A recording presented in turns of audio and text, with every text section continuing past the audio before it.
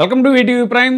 YCP ఆధ్వర్యంలో AP రాష్ట్ర వ్యాప్తంగా జరిగినటువంటి అన్నదాత పోరు కార్యక్రమం గ్రాండ్ సక్సెస్ అయింది అనేటువంటిది రాజకీయ పరిశీలకుల యొక్క అభిప్రాయం. ఎరువుల బ్లాక్ మార్కెటింగ్, యూరియా కృత్రిమ కొరత, ఇంకా రైతుల యొక్క అనేక సమస్యల విషయంలో కూటమి ప్రభుత్వం మీద ఒత్తిడి తెచ్చేలాగా వైసీపీ ఆధ్వర్యంలో నిర్వహించినటువంటి అన్నదాత పోరు కార్యక్రమం గ్రాండ్ సక్సెస్ అయింది.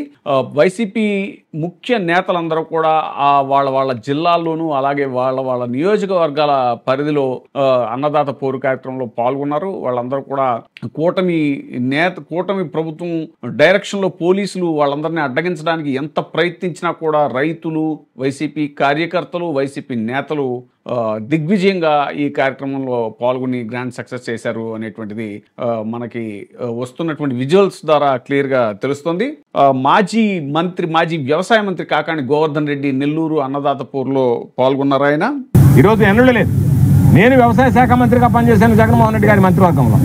రైతులకు సంబంధించి ఈ జిల్లాలో మా ప్రభుత్వం ఉన్నన్ని రోజులు, మేము ఉన్నన్ని రోజులు ఏ రోజైనా సరే రైతు అనేటువంటి వాడు రోడ్డు ఎక్కాడా అనేటువంటిది ఒకసారి ఆలోచించండి. ఎరువులకు సంబంధించి కానీ, విత్తనాలకు సంబంధించి కానీ, పంట నష్టానికి సంబంధించి కానీ, పంట నష్టానికి రావాల్సినటువంటి నష్ట పరిహారానికి సంబంధించి కానీ ఎన్నడూ కూడా ఏ సీజన్లో నష్టం జరిగితే ఆ సీజన్లోనే రైతులకు సంబంధించినటువంటి నష్టపరిహారం ఇచ్చినటువంటి ఘనత ఆనాటి ముఖ్యమంత్రి జగన్మోహన్ రెడ్డి గారిది అని చెప్పి సందర్భంగా గుర్తు చేస్తున్నారు. రైతుల పరిస్థితి చూస్తే 270 రూపాయలు అమ్మాల్సినటువంటి యూరియా బహిరంగ మార్కెట్లో 600 రూపాయలు అమ్ముతుంది.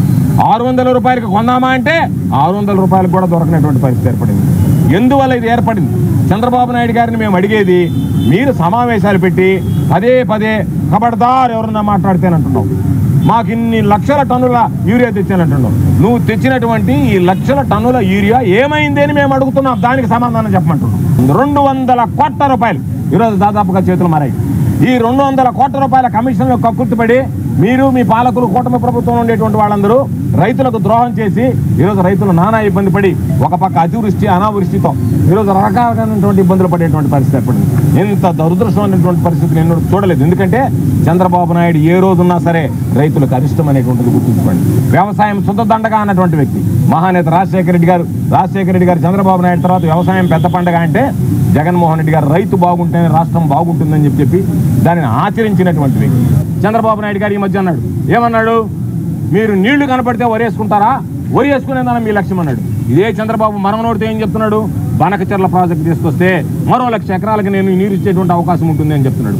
నువ్వు నీళ్లు ఇచ్చి కొనకుండా, బనకచెర్ల ప్రాజెక్టు ముఖ్య ఉద్దేశం ఉన్న నీళ్లతో రైతులు వేసుకున్నటువంటి పంటలను కొనకుండా నువ్వు బనకచెర్ల గురించి ఆరాటపడుతున్నావంటే, ఏ విధంగా అయితే అమరావతికి సంబంధించినటువంటి దాంట్లో బంగారు బాతులాగా కమిషన్లకు గుర్తుపడ్డావో, అదేవిధంగా బనకచెర్ల ప్రాజెక్టుతో కాంట్రాక్టులు ఇచ్చి, టెండర్లు ఇచ్చి, డబ్బులు చేసుకుందాం, కమిషన్లు తీసుకొని మొబిలైజేషన్ అడ్వాన్స్ కింద ఇచ్చి వెనక మరలా మనం ఆ 10% వెనక్కి తీసుకుందాం అనేటువంటి దుర్మార్గమైనటువంటి ఆలోచన, దోపిడీ విధానం తప్ప ఎక్కడ రైతుల గురించి, రైతుల శ్రేయస్సుల గురించి ఆలోచన చేసేటువంటి పరిస్థితులు లేదు. ఇక కృష్ణా జిల్లా అన్నదాత పోరులో పాల్గొన్నారు మాజీ మంత్రి పేర్ని నాని. కూటమి పాపం ఎప్పుడు పండుతుందో అని అన్నారు. మోదీ త్వరగా జమిలీ ఎన్నికలు పెడితే గానీ ఏపీ రాష్ట్రానికి పెట్టిన దరిద్రం పోయేలా లేదు అంటూ చాలా తీవ్రంగా ఘాటుగా వ్యాఖ్యానించారు పేర్ని నాని. నారా చంద్రబాబు నాయుడు, పవన్ కళ్యాణ్, మోడీ కలిసి ఈ రాష్ట్రంలో అధికారంలోకి ఎక్కిన దగ్గర నుంచి రైతు ప్రతి సందర్భంలో రైతు కంట్లోంచి నీరు నేల మీద పడకుండా లేని పరిస్థితులు. మరి పాపం ఎప్పటికి పండుద్దో అర్థం కాని పరిస్థితి. ఈ పాపం తొందరగా పండి మోడీ తొందరగా జమిలి ఎన్నికలు తెచ్చిన దరిద్రం వదిలేట్టుంది రాష్ట్రానికి. నిన్న అంటాడు ప్రతి పంటకి 75 కేజీలు రైతుకు కావాలి ఎకరానికి, 3 పంటలకు కలిపి అంటే 3 సార్లు కలిపి కొడతాకి యూరియాను దాచేసుకుంటున్నారు. 75 కేజీలు ఎకరానికి అని చెప్పని. నేను అంటున్నాను ఒకటే, ఈ రాష్ట్ర వ్యవసాయ శాఖ మంత్రివి కదా, నీకు ముఖ్యమంత్రి గారికి, ఈ వ్యవసాయ శాఖ మంత్రికి ముఖ్యమంత్రి గారికి మీ బాధ్యత ఏమైసి వచ్చింది అని అడుగుతున్నాను. అంటే 3 కోటాలకు సరిపడా పని, మీరు 3 కోటాలు కావాలా, 4 కోటాలు కావాలా, పాఠమన్నా నేర్పించుకోండి. నారుమళ్ళు అవ్వంగానే, లేకపోతే విత్తంగానే, ఎదజల్లంగానే 4వ రోజు, 5వ రోజు, 6వ రోజు, 7వ రోజు దొరికిన దాన్ని బట్టి యూరియాను కలుపు మందులు కలిపి కొట్టాలి. మళ్ళీ 10వ రోజు, 15వ రోజు, లేకపోతే 20 రోజుల లోపు యూరియా డిఏపి కలిసి కొట్టాలి. దాని తర్వాత మళ్ళీ పొట్టపోసుకుంటుండే కాంప్లెక్స్ కొట్టాలి. మళ్ళీ 25 కేజీలు యూరియా ప్లస్ కాంప్లెక్స్ కలిపి కొట్టాలి. మళ్ళీ లాస్ట్ చివరగా పొటాష్ కొట్టాలి. సౌడు పొలం అయితే ఇంకో కోటా కొట్టాలి. హీనపక్షంలో ఎకరానికి 100 కేజీల నుంచి 125 కేజీలు భూసారాన్ని బట్టి రైతుకి ఎకరానికి కావాలి. ఈయన 3 కోటాలు 75 కేజీలు చాలంటున్నాడు. పోనీ నువ్వే పెద్ద పండితుడివి, బాగా పోటుగాడివి, ఇరగదీసి వ్యవసాయం చేస్తున్నావు, 75 కేజీలు ముందు తెప్పించుకోవడం చేత కాదా అని అడుగుతున్నాను ఈ నారా చంద్రబాబు నాయుడిని. ఎకరానికి 75 కేజీలు నీ దగ్గర ఈ రాష్ట్రంలో స్టాక్ ఉండాలా అక్కర్లేదా? నిన్న చంద్రబాబు నాయుడు డ్రామా వెంటనే ఆంధ్రజ్యోతి, ఈనాడు, TV5 మొత్తం మోత చేస్తున్నాయి. లేదా కొన్ని కిరాయికి తెచ్చుకున్న ఛానల్స్ కూడా మోత చేస్తున్నాయి. నారా చంద్రబాబు నాయుడు గారు ఢిల్లీ మాట్లాడేశాడు, నడ్డాతో మాట్లాడేశాడు, వచ్చేస్తున్నాయి, నడ్డా యూరియా పార్సిల్ చేస్తున్నాడు, లారీలకు ఎత్తుతున్నాడు, రైలుకి ఎత్తుతున్నాడు, వచ్చేస్తున్నాయి అని చెప్తున్నారు. ఇవాళ జగన్మోహన్ రెడ్డి గారు ధర్నా అని చెప్పేదాకా ఈ నడ్డా కనపడలేదా? నడ్డా ఫోన్ నెంబర్ దొరకలేదా? నడ్డా నీకు ఆలోచన రాలేదా అని అడుగుతున్నాను. ఎప్పుడు మాట్లాడాలి? యూరియా ఎప్పుడు తెప్పించాలి? రాష్ట్రానికి కావాల్సింది మేలో కదా లేదా జూన్లో కదా తెప్పించాల్సింది. ఇక నగర నియోజకవర్గంలో అన్నదాత పోరులో పాల్గొన్నారు మాజీ మంత్రి ఆర్కే రోజా.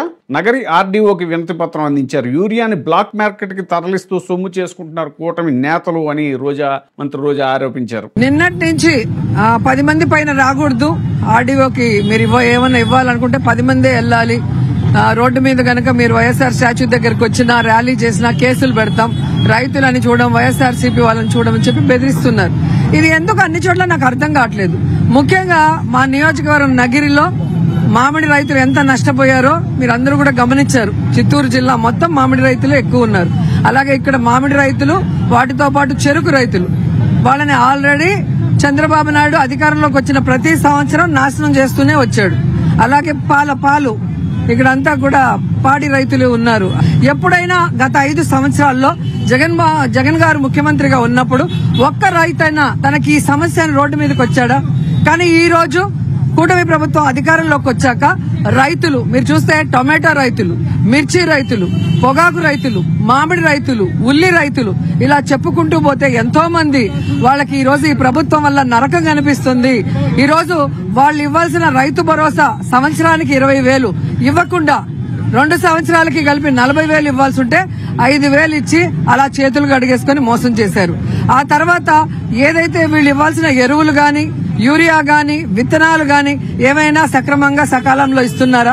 అలాగే ఈ రోజు చూస్తే లక్షల టన్నుల యూరియాని కేంద్రం మీకు పంపిస్తే ఎప్పటికన్నా తక్కువగా 70% మాత్రమే రైతులు సాగు చేశారు.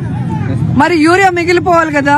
ఎందుకు ఈ రోజు యూరియా మిగిలిపోకుండా, యూరియానే దొరకకుండా ఈ రోజు రోజుల తరబడి ఎండల్లో క్యూలు కట్టి నిలబడి ఆఖరికి నించోలేక సొమ్మసిలి వాళ్ళ చెప్పుల్ని క్యూలో పెట్టి పక్కన కూర్చునే పరిస్థితి ఈ రోజు రైతులకు వచ్చింది. ఎంత సిగ్గుచేటంటే అధికారంలో రావడానికి ముందు రైతు సంక్షేమ ప్రభుత్వాన్ని అందిస్తామన్న చంద్రబాబు నాయుడు, పవన్ కళ్యాణ్ ఈ రోజు రైతుల జీవితాలతో చెలగాటమాడుతూ రైతుల సమస్యలు తెలుసుకొని పరిష్కరించకుండా ఆ రైతులు ఎవరైతే తమ సమస్య కోసం రోడ్డెక్కినా, ఆ రైతులకి అండగా వైఎస్ఆర్సీపీ వాళ్ళు రోడ్డెక్కినా అందరి మీద కేసులు పెడతాం, అందరినీ లోపల దోస్తామని వాళ్ళు బెదిరించడం చూస్తుంటే ఇది ప్రజాస్వామ్య దేశమా, నేతృత్వ పాలన అర్థం కావట్లేదు. శ్రీకాకుళం జిల్లా పలాసలో జరిగినటువంటి అన్నదాత పోరులో మాజీ డిప్యూటీ సీఎం ధర్మాన కృష్ణదాస్ పాల్గొన్నారు. రాష్ట్రంలో విచ్చలవిడిగా మద్యం దొరుకుతోంది కానీ ఎరువులు దొరకట్లేదు అని ఆయన వ్యాఖ్యానించారు. ఇక ఎన్టీఆర్ జిల్లా ఇబ్రహీంపట్నం రింగ్ సెంటర్ దగ్గర జోగి రమేష్ ని అడ్డుకున్నారు. అలాగే నందిగామ అన్నదాత పోరులో పాల్గొన్నటువంటి వైసీపీ నేతలను పోలీసులు అడ్డుకున్నారు. రైతులతో కలిసి ఆర్డీఓ కార్యాలయానికి బయలుదేరినటువంటి వైసీపీ నాయకుల్ని పోలీసులు అడ్డుకున్నారు. రైతులు వైసీపీ నేతలపై దౌర్జన్యానికి దిగారు. పోలీసుల తీరును వ్యతిరేకిస్తూ వైసీపీ నేతలు రోడ్డుపై బైఠాయించారు. చంద్రబాబు సర్కారు ఎన్ని కుట్రలు చేసినా